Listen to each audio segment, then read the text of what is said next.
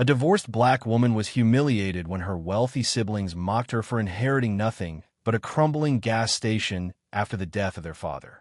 They called it junk, worthless, a slap in the face, proof she didn't belong in their world of power and prestige. But what they didn't know was that she just inherited something far bigger than any of them could imagine. By the time they realized what she truly inherited, it was too late. She held the key to power, and to their downfall. The same family members that mocked her would soon be begging for mercy.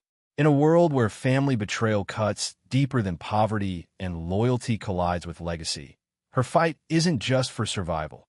It's for truth, power, and a future no one saw coming. As a 38-year-old single mother, Isabel had become an expert in balancing the impossible. The morning school rush for her twin daughters, Naomi and Lena, was always followed by a full shift at the diner and whatever side gig she could squeeze in by nightfall.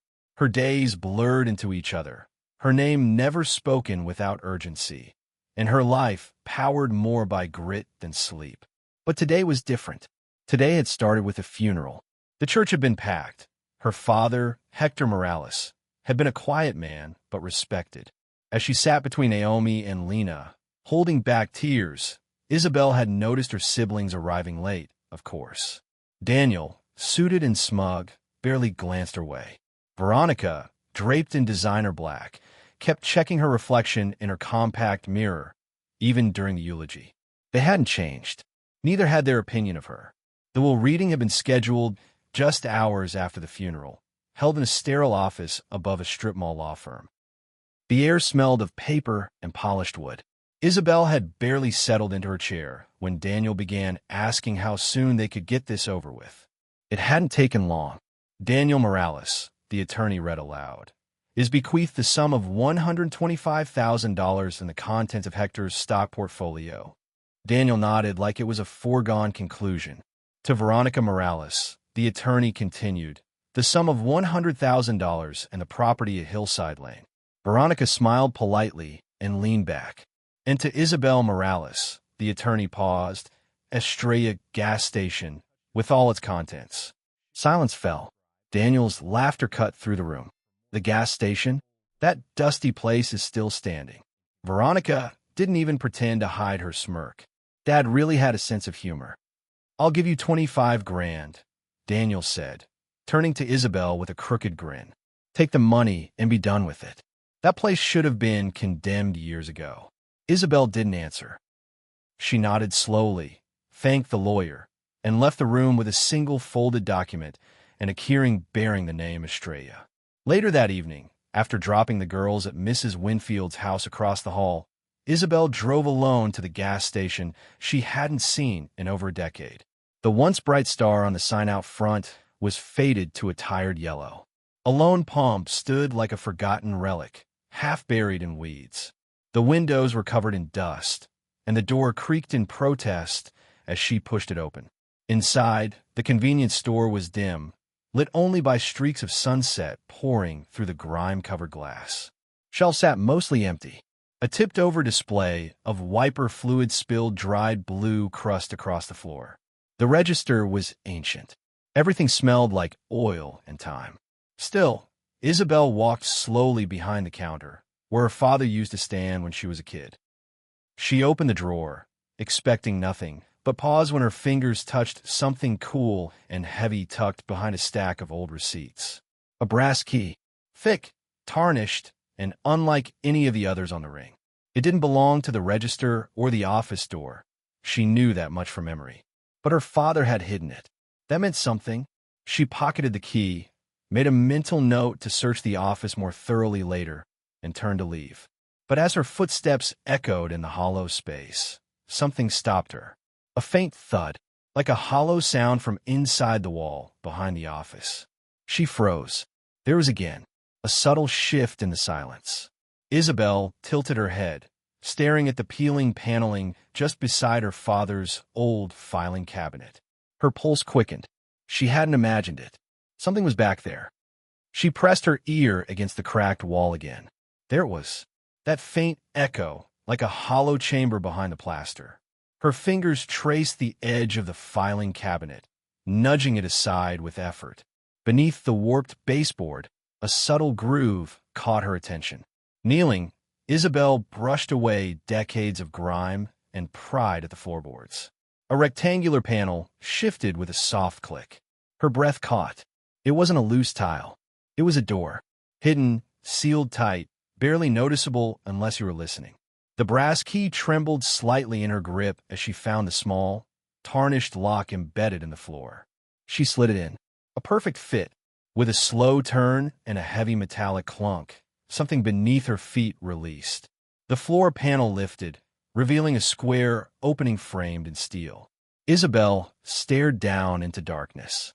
It was nearly midnight when she returned the next day, this time with her daughters. Naomi and Lena, sleepy-eyed and bundled in oversized hoodies, followed her with wide-eyed curiosity.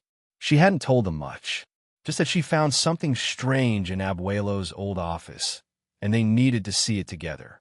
The three of them stood at the threshold of the hidden opening. A metal ladder descended into the shadows. With only the girls' phone flashlights for guidance, Isabel climbed down first. The air shifted as they descended, cooler, heavier, stale.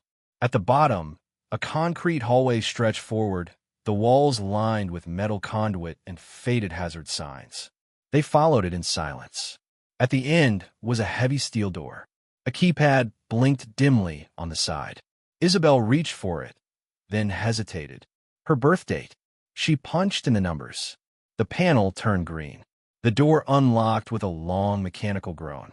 Inside was a sealed underground facility, a place that didn't belong beneath a dusty corner gas station. Rows of old surveillance monitors lined one wall, blinking faintly.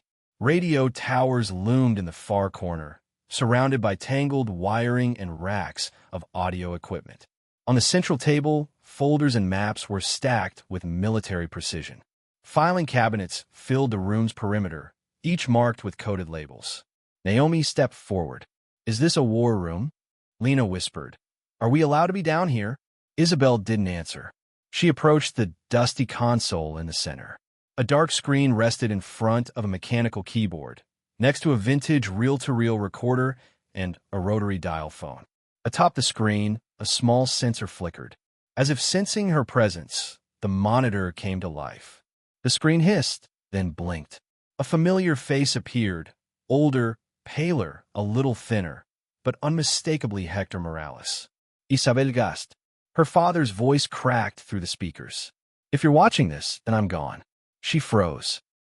The girls moved closer, staring wide-eyed at their grandfather's face on the screen. "I never meant to keep secrets from you," Hector's voice continued. "But secrecy was part of the job. It protected you." He looked off-screen briefly, then back. "I was recruited in 1978. Cold War era. Languages, math, code, things I learned as a boy in El Salvador made me valuable. The agency offered me a way to serve while building a life in this country. Estrella wasn't just a gas station. It was a CIA safe house, a comms hub. For 30 years, I ran operations from this room." The camera panned to show the space as it had once been, clean, full of purpose, alive. There are files, recordings, equipment, all meant to keep information flowing across borders under the radar. I stayed off the grid to protect the mission and to protect you. Isabel felt her knees go weak. He looked directly into the camera again. "I didn't choose Daniel or Veronica to inherit this place because I knew they wouldn't understand. But you see with your heart first. You know the weight of work. You know how to endure without becoming cruel. That's why I left it to you." Her throat tightened. "I'm trusting you, Isabel, to protect it, to decide what comes next. But be warned, not everyone will be happy about that." The video cut to black. The room fell silent, save for the quiet hum of dormant machines. Isabel reached for the chair behind her, steadying herself. Naomi whispered, "Was Abuelo a spy?" Isabel could barely speak. "No," she said softly. "He was something even bigger." Isabel Morales hauled open the dented garage-style door at Estrella gas station. With gloved hands and a determined frown, she surveyed the cluttered space around her, grime-streaked windows, rusting shelves, and a register that looked like it hadn't rung up a single sale since the Clinton administration. Naomi and Lena had already gone to school. For once, there was silence. Isabel grabbed a mop and got to work. Beneath the surface grime and years of neglect, the gas station's bones were still good. She vacuumed mouse droppings from behind the counter, bleached every inch of the bathroom, and peeled sun-faded lotto posters from the windows. Bit by bit, Estrella was being restored. Not just the gas station above, but the secret legacy pulsing below. After lunch, she descended again into the basement bunker. The moment she stepped into the underground room, a subtle hum greeted her. Monitors blinking, systems slowly awakening under her touch. She begun learning the layout. Which folders were mission logs, which drawers contained communication codes, which dusty file cases were marked for Level 3 eyes only. But it was the encrypted server that caught her attention that day. She found it hidden behind a false wall panel, its access key scrawled in her father's handwriting behind a framed photograph of their old family barbecue. When she logged in, a spreadsheet bloomed across the screen, rows of accounts, coded transfers, holdings in Luxembourg, Zurich, Belize. One account alone carried $16.3 million. Her heart thudded in her chest. She scrolled further. Real estate deeds, warehouse keys, art collections stored in climate-controlled vaults across Europe. More than just a few nest eggs, her father had built a global safety net. And from the look of it, it was all under her name now. But wealth wasn't the only thing her father had hidden. A small green icon pulsed in the corner of the screen. She clicked it, and a grid of recent visitor logs opened. Surveillance feeds had been recording the upstairs storefront. The logs dated back decades. At first, they appeared mundane, customers purchasing snacks, gas, soda. Then Isabel noticed the patterns. Certain faces returned weekly. Same day, same time. They barely bought anything. One older woman, heavy coat and glasses, never left without tapping the counter 3 times. A man with a shaved head would fold his receipt into a perfect triangle before exiting. She cross-checked their visits with a binder-marked signals. Her stomach turned as the coincidences lined up perfectly. These weren't customers. They were operatives. That explained why, ever since she opened the doors again, she'd noticed odd visitors trickling in. A tall man with a Baltic accent had come in to buy a single energy drink. Another spoke clipped Arabic, lingered by the chips, and slipped a folded note into the register drawer. Just last week, a young woman speaking Mandarin walked in, asked for gum, and recited the wrong price on purpose. It wasn't a store. It was still a drop site. By week's end, the weirdest customer of all showed up, Daniel. He strolled in with that same smug swagger, trailed by Veronica, who looked disgusted by everything she touched. "We want to make this right," Daniel said, setting a manila envelope on the counter. 100,000. Clean. No strings punto. Isabel wiped her hands on her apron and raised a brow. "You said it wasn't worth a dime. That was before you decided to make a spectacle out of it," Veronica hissed. "Don't be stupid, Isabel." She didn't even open the envelope. No deal. That night, while checking the back storage, Isabel heard another knock on her life door. This time, it came in the form of Caleb. Her ex-husband stood beside a sleek black SUV, arms folded like he was the one owed answers. Isabel narrowed her eyes. She hadn't seen him in months. Not since he missed Lena's school play with some excuse about a conference in Miami. "I heard you've had a windfall," he said. "I heard you have a wife," Isabel shot back. Caleb smiled. "She's concerned about the girl's well-being. With the media around this place and your job situation, we think joint custody would be in their best interest."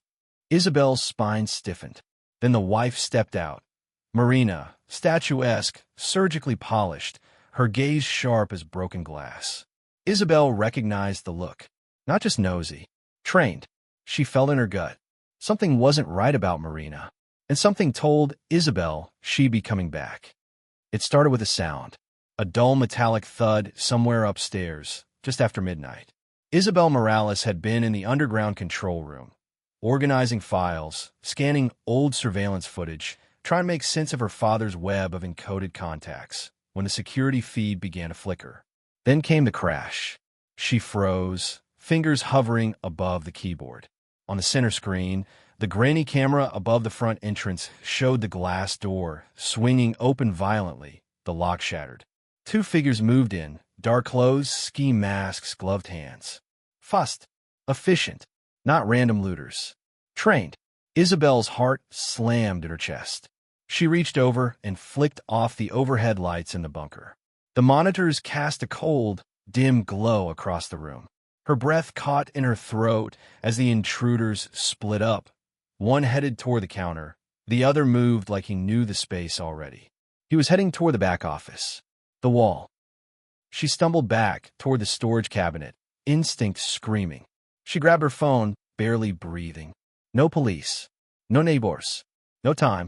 She scrolled to a number she hadn't dared to call before. One her father had written in careful script at the end of a file labeled contingency. It rang twice. Elena Markova. Came the answer, calm and clipped. "They're here," Isabel whispered. "Two men armed. I think they're looking for the passage."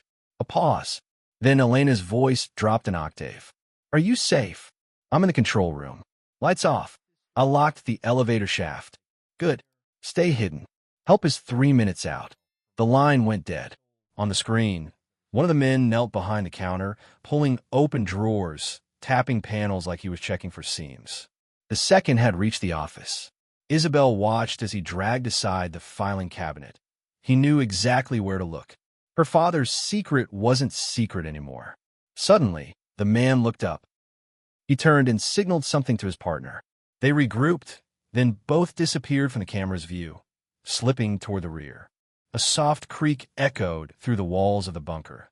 The heavy steel door that sealed the passage trembled slightly. Isabel backed away, hand gripping the edge of the desk. 3 minutes felt like an eternity. Then the buzzer sounded at the main entrance. The screen flickered again. A new figure entered, tall, sharp eyes beneath salt and pepper hair, wearing a long coat. Behind him, Elena, all black blazer and boots, moved like someone who'd done this 100 times. The two operatives inside turned, surprised. Isabel watched, stunned, as a flash of movement erupted across the screens. Elena dropped one man to the ground with a disarming sweep of the leg and a knee to the gut. The other tried to flee, but the older man blocked him with precise force, a move that spoke of decades of training. Within 30 seconds, both men were down, restrained. Isabel exhaled for the first time in 5 minutes. Moments later, the elevator door opened. Elena stepped inside the control room, brushing back her short dark hair. "You're lucky they didn't get further." Behind her, the tall man surveyed the room, his gaze scanning every monitor, every file, every detail. He extended a hand to Isabel. "Grant Holloway," he said. "I worked with your father for over 20 years. Isabel shook his hand, stunned. "I didn't know he had partners." "He didn't tell anyone," Holloway said. "That was the point." Elena stepped beside him, folding her arms. "What you've inherited, Isabel, isn't just a gas station or some buried accounts. Your father was managing a live intelligence node for the agency. Off the books, off the radar, and still operational." "You mean this is still active?" she asked, glancing at the screens. "Yes," Elena confirmed. "And tonight proves it. Those men weren't burglars. They were professionals. Likely sent by someone who knew what your father was protecting." Isabel looked at the file cabinets, the blinking lights, the secure lines still active decades later. "My father never told me this part," she said, her voice cracking just slightly. "Because he knew you'd need to choose it for yourself," Holloway replied. Isabel stood taller now, grounding herself. "I'm not selling. I'm not running either." She looked around the room and clenched her jaw. "I'm staying, and I'm protecting what he built." The file was thicker than any Isabel Morales had dared to imagine. She sat at the metal desk inside the underground facility, dim light flickering above her, as Elena Markova laid out the contents: bank records, surveillance photos, communications intercepted over the last 6 months. Isabel's hands trembled slightly as she turned page after page, her breath catching as the truth about her siblings came into sharp, damning focus. Veronica, the sister who wore grief like a luxury brand at their father's funeral, had been laundering millions for a South American drug cartel through her real estate firm. The elegant townhouses, the condos, even the charity events, all a front. Daniel, the brother who offered her $25,000 to walk away, was far worse. He'd been facilitating covert transfers of restricted U.S. tech to overseas entities. Satellites, encrypted software, drone components. He wasn't just greedy. He was a threat to national security. They didn't just want the gas station for the land, Isabel murmured, voice low. They knew. Elena nodded. They suspected. Maybe not the full scope, but enough to understand there was value here and danger. Grant Holloway stood silently in the corner, arms crossed, eyes dark. Your father suspected them. That's why he locked down the files. He was compiling evidence, preparing to hand it over. Isabel stared at the stack of manila folders. It was all there. Dates, accounts, names, enough to bring them both down. The next day, Isabel sent Naomi and Lena to school with a security escort arranged by Elena. She felt better knowing they'd be watched, but a heaviness lingered. She hadn't told the girls everything, just enough to keep them alert, careful. At noon, the call came. The FBI had executed simultaneous raids on Daniel's downtown office and Veronica's lakeside home. News helicopters hovered above both properties before dusk. Agents emerged with hard drives, boxes of documents, and stunned assistants handcuffed for obstruction. By evening, both siblings were in federal custody. Veronica had tried to play shocked. I'm an interior designer, for God's sake, she'd snapped to reporters, escorted in heels and sunglasses past flashing cameras. But investigators already had her wire transfers to a shell company in Panama. Daniel had been caught attempting to destroy encrypted drives. Too late. The FBI had been watching him for weeks, building the case Elena and Isabel handed them. But that wasn't the end.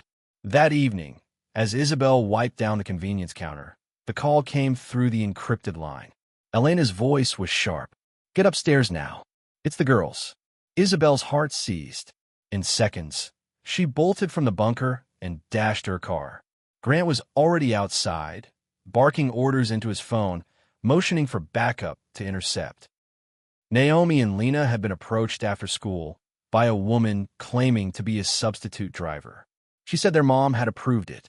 Only Naomi's quick thinking, texting their real driver in secret, had stalled the stranger long enough for school staff to intervene. She had credentials, the school secretary explained. She was very convincing, but Isabel didn't need convincing. She knew exactly who had sent her. Marina, Caleb's perfect, composed wife. The one with cold eyes and too many questions. Elena confirmed it hours later. Marina was flagged in an internal database. Real name Maria Sidorova, a known foreign operative. Her marriage to Caleb had been part of a long-game strategy to surveil Hector Morales after his retirement. Caleb, it seemed, had been nothing more than a useful access point. That night, Isabel stood in the command center, staring at her father's old desk. Are you ready? Elena asked gently. Isabel didn't answer right away. Her gaze drifted across the room. Maps, screens, photos. The weight of legacy pulsed through her chest. I'm not who he was, she said. I'm a mother. A waitress. I didn't train for any of this. Grant stepped forward. Neither did Hector when he started. What made him exceptional wasn't training. It was purpose. Elena nodded. We want you to take over operations. Officially, this place, this node, needs a keeper. Someone with eyes and heart and judgment. Isabel inhaled slowly, then looked to Elena. I'll do it, she said at last. But on my terms. She would not be a pawn. She would not be used. This legacy, this strange, powerful, dangerous inheritance, would not consume her. It would serve her, and her daughters, and maybe even the world her father believed he was protecting. She extended her hand. Elena took it, and the deal was made. 3 months after the arrests, Estrella gas station was barely recognizable. Fresh paint now coated the once faded walls, sleek navy and chrome, with a Golden Star logo that shimmered in the daylight. The cracked pavement had been repaved. 2 new digital pumps stood out front beneath a gleaming overhang. Above the glass door, a new sign had been installed, elegant and simple. Morales Station. 1983 Reborn 2025. Inside, the convenience store had transformed. Where old cigarette displays once hung crooked, shelves now held gourmet coffee beans, locally sourced snacks, and travel goods arranged with care. A small table near the window offered community flyers and fresh-cut flowers.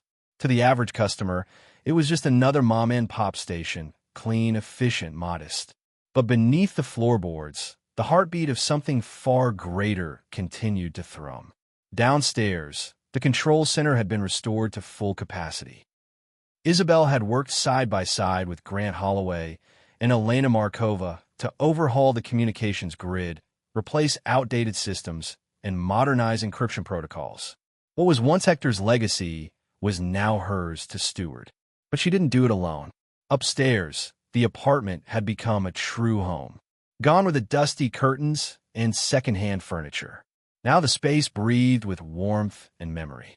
Naomi and Lena had chosen bright, mismatched paint for their shared room. One wall sunshine yellow, the other teal. Their desks sat side by side beneath a window overlooking the pumps, scattered with books, homework, and half-finished friendship bracelets. Isabel's room held a small writing desk, stacks of coded journals from her father, and a photograph of him as a young man, grinning in front of the original Estrella sign. Every corner held something sacred. On weekends, the girls helped restock shelves or brewed coffee for customers while Isabel worked the register. Other days, she'd disappear below to debrief agents, review intel packets, or monitor encrypted feeds. The balance wasn't always perfect, but it was honest. Real. A rhythm formed between duty and motherhood. Elena had become more than just her handler. She was a steady presence now, someone who stayed for dinner, taught the girls basic self-defense, and once helped Lena build a school project about invisible heroes without saying too much. Grant, ever watchful and reserved, taught Isabel how to read subtle changes in satellite chatter, how to verify identities with nothing but posture and breathing. "The eyes lie less than words," he said once, and she had written it down. With their support, Isabel launched something her father had only dreamed of, the Hector Morales Foundation. Funded from a small portion of the offshore accounts, the nonprofit offered scholarships to children of immigrants, job training for veterans, and emergency aid for displaced families. No flashy headquarters, no press releases, just quiet, deliberate help for people walking the same path Hector once had. Applications came in daily, from single moms juggling too many jobs to teens who had been told college wasn't for people like them. Isabel read every one. That afternoon, she stood behind the counter in Morales Station, flipping through receipts while Naomi arranged sunflower bouquets near the front. The bell over the door chimed. A man in a charcoal suit stepped in, broad shoulders, clean cut, sunglasses in one hand. He didn't browse. He walked directly to the counter. Isabel nodded once, reached beneath the register, and retrieved a sealed manila envelope. No names, no labels. She placed it in front of him. He didn't smile. He didn't speak. Just tapped the envelope once, tucked it into his briefcase, and left. Isabel watched through the glass as he crossed the lot and vanished into a nondescript black sedan. No drama, no threats, just protocol. She took a breath and looked around. Naomi was restocking tea. Lena, upstairs, was practicing Spanish vocab with Elena. Outside, the sky was pale blue and buzzing with spring warmth. She walked to the front door, flipped the closed sign to open, and stepped back inside. There was still work to do, still secrets to protect, still light to shine from this once-forgotten corner of the world. They said she'd inherited junk. They were wrong. She had inherited something impossible to price. A purpose, a family legacy, a mission worth more than gold. If this story touched your heart, like, share, subscribe, and turn on the notification bell for more powerful, soul-touching stories that restore faith in humanity.